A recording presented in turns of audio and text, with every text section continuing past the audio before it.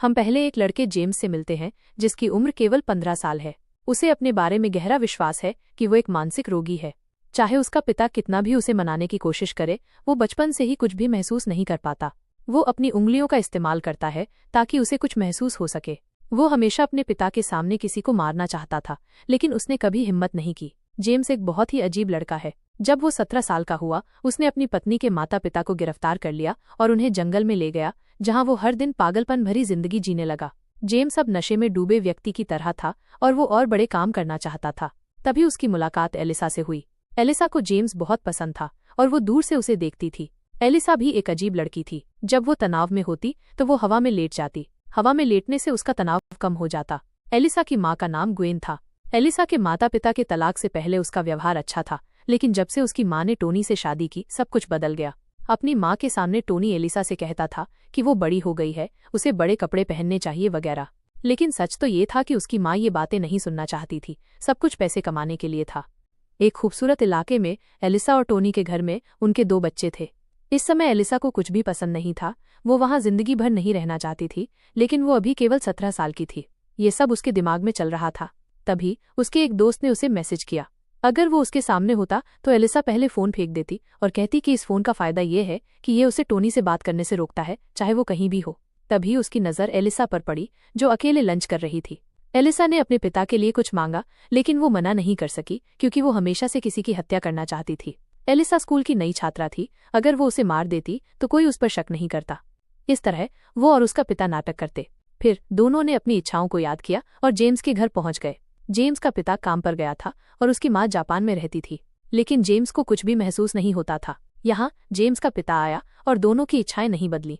James के पिता को अपनी प्रेमिका पर बहुत खुशी थी, क्योंकि वो हमेशा जेम्स के बारे में वैसा ही सोचता था। उसे लगता था कि जेम्स में कोई समस्या नहीं है। किसी भी तरह दोनों की इच्छाएं नहीं बदली, इसलिए एलिसा ने उसे अगली सुबह 11 बजे का समय दिया। अगली सुबह 10 बजे एलिसा ये सोच रही थी कि उसे एलिसा को मार देना चाहिए। उसी समय एलिसा भी जेम्स के बारे में सोच रही थी। जेम्स कितना अच्छा है और उनके बीच कितना अच्छा रिश्ता है। इस दौरान उसके घर में कई मेहमान थे। दरअसल आज टोनी पूरे दिन घर पर थी, इसलिए वो घर लौट आई। टोनी इंतजार करती रही दोपहर 12 बजे, लेकिन वो वापस नहीं आई। इस समय एलिसा का पिता हर दिन बाहर जाता था। उसकी माँ कुछ नहीं करती थी क्योंकि उसे अपनी जान की चिंता थी। अगर किसी दिन टोनी चली गई तो एलिसा शायद टोनी के हाथों से निकल जाए। एलिसा सोच रही थी कि अब उसका घर उसके लिए कोई मायने नहीं रखता। तब से वो हर 2 घंटे में टोनी के घर जाती थी। वो बहुत दुखी थी। टोनी ने चाकू से टोनी का हाथ पकड़ा और उसे मारने की तैयारी की। तभी टोनी ने कहा, चलो यहाँ से भाग चले। इसलिए टोनी अपने पिता के साथ नहीं थी। एलिसा ने भी यही बात कही। फिर टोनी ने टोनी के पिता को पीट दिया। टोनी बचपन से ऐसा करना चाहती थी। फिर दोनों ने टोनी के पिता की गाड़ी ले ली। रास्ते में एलिसा टोनी को मारने के तरीके सोच रही थी। वो ऐसा कैसे करेगी? वो इसे कैसे देखेगी? दूसरी तरफ एलिसा के दिमाग में 24 घंटे कुछ और ही चल रहा था।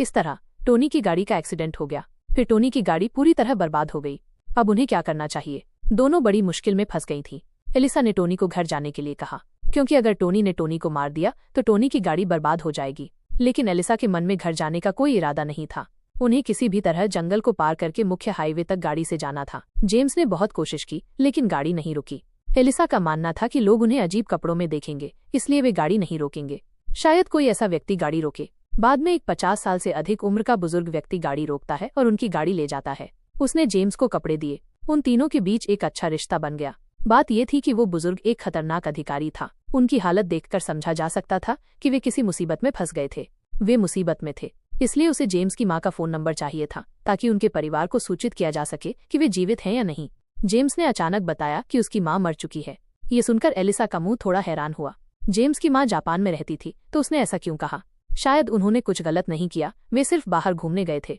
जेम्स ने उस अधिकारी से कहा कि वे हर रात एक कॉफी शॉप में खाना खाते हैं। हालांकि उनके पास पैसे नहीं थे, लेकिन अधिकारी अपने पास से उन्हें खाना देता और अपने परिवार से मिलवाता। इससे उनकी गलत हरकतें साबित हुई। एलिसा ने अचानक कहा, तुम्हारे छोटे बेटे का मुंह छिपकली जैसा है। उस अधिकारी ने भी इसे नजरअंदाज कर दिया, क्योंकि वो एक महिला थी। उसने अपने छोटे बेटे को उसके सामने छिपकली कहा। वो खुद का सामना नहीं कर पा रही थी। यही कारण था कि उसे डर लग रहा था। एलिसा बाहर जेम्स के बाथरूम में गई। उसका अधिकारी भी उसके पीछे गया और उसकी असली पहचान उसके सामने आ गई। जेम्स हैरान था। उसका और उसका क्या रिश्ता था? उनकी किस्मत भी अच्छी थी। एलिसा धीरे धीरे चली गई, नहीं तो कुछ और हो सकता था। बाद में एलिसा ने अधिकारी पर गुस्सा किया और कहा कि वो उसकी पत्नी, बच्चों और पुलिस को ये सब बताएगी। इस तरह एलिसा ने ब्लैकमेल करके अधिकारी को धोखा दिया।